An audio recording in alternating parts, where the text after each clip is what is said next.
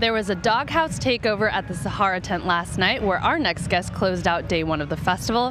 His remixes blend metal and bass, bringing a harder style to electronic music where few other artists have dared to go, and his live performances are just as electrifying. Welcome, Kayzo, to Coachella 2019. What's up? Thanks for having me. Yeah, I feel like I'm catching you at the best time ever. Yes. Your set closing out day one at the Sahara tent. Tell me about it. Oh my God, I'm still trying to figure it out because it's still early in the day, and You're it like, happened. Did it happen? Yeah, right. It's like anytime after big performances like that, it takes me like a little bit of time to come down from it, and so by the time I do, it's already like the next day. It's like do this. So I'm finally kind of letting it set in. It was amazing. I had such a blast with all my friends and my team. It was incredible. Yeah, I feel like you fully should appreciate and marinate in that awesome moment of like that really happened. I did that. And speaking of friends that you brought, I know that you brought quite a few really exciting I had a couple. friends. Yeah, tell me about them. Run through the names with me. Yeah, no, I had a few awesome people that I've had a chance to collaborate on music on my next album with, and others that I'm going to be getting in the studio in the future. So I had a good buddy of mine who goes by the name of Grandson, who's really blowing up in the alternative rock world right now, and he's doing really cool things. I had Alex Gaskarth, the lead singer of All Time Low.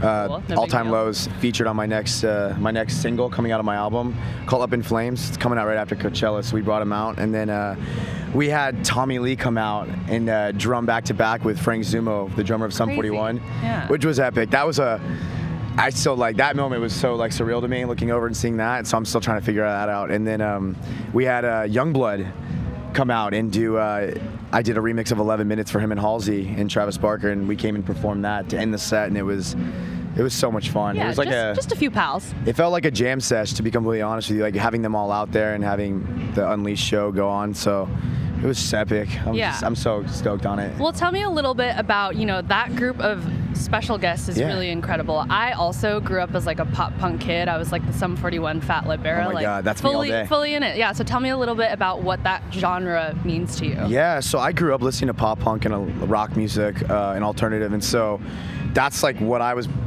raised on. And so when I got into electronic music back in 2012 is when I first started learning how to make music. So started making EDM and electronic, and then eventually started to get a little like uninspired by just doing that. And I went back and listened to all of my old iTunes, old like Bring Me the Horizon, old Taking Back Sunday, Rise Against, Sum 41, and I just kind of clicked like this was what resonates with me. How can I find a way to bring these two opposite worlds together and meet in the middle? So it started with music, and once I started putting out collaborations on my own with smaller artists, I got to make music with other really cool bands like Under Oath and All Time Low and a bunch of other awesome bands. And then Unleashed and this whole show that you saw last night, Sahara Tent, is kind of like you have the audible stuff with the music, and now you have the visual representation with the show. And so now it's just kind of making it full circle and bringing these two worlds together for fans, and giving something new to think about when they come watch electronic music performances, not just the same old DJ set, giving something a little different and something to inspire them. So, right, super dynamic. I bet 16-year-old you is probably just like having a panic attack. Yeah, it's and I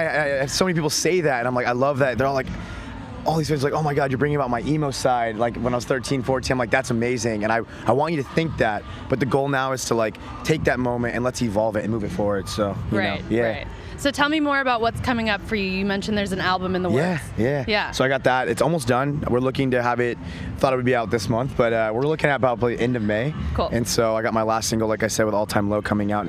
So amazing. So incredible stuff coming up for Kayzo. Thank you for joining us. Yeah, and thanks for having me. Stay tuned right here on YouTube. Yeah.